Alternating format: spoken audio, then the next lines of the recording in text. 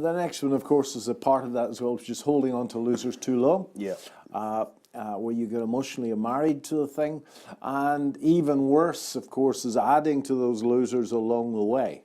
In the UK, remember Marconi? Remember that icon of the FTSE? Yeah.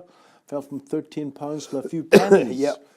So holding on to losers too long, and it took me a long time to find that fella in the T-shirt, but holding on to losers too long. And then the last big mistake, of course, in the next slide is, well, no exit plan, that's a part of that, but the last big mistake in the next slide is, in fact, not focusing or not being aware of market direction.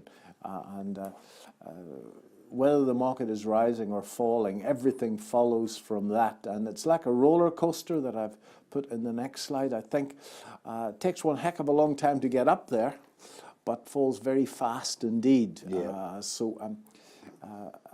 We've been coached again that buy and hold is the only way to go. I remember when I started in markets, it was my mentor at the time told me that when markets made a peak in 1970, it took them 21 years to actually get back up to that level again in real money. So buy and hold is just great if you've got many, many years to wait.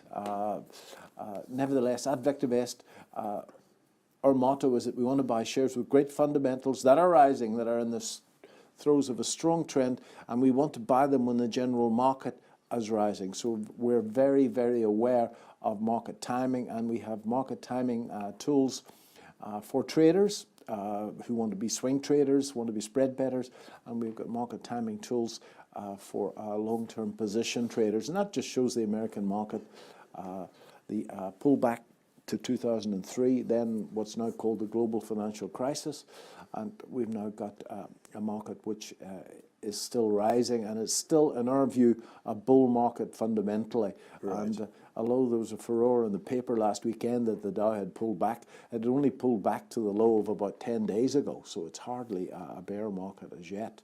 NASDAQ had a much more serious crack, but our fundamental model, based on the work of Dr. Bart De Lede, who's the founder of VectorVest, based on earnings, interest rates and inflation, still tells us that we're in a US bull market. Okay? Understood. Okay, so let's move on to the next slide. Well, I'm going to ask you, Miss, which one of those four mistakes has cost you most money over the years? So I think a combination of everything, to be honest.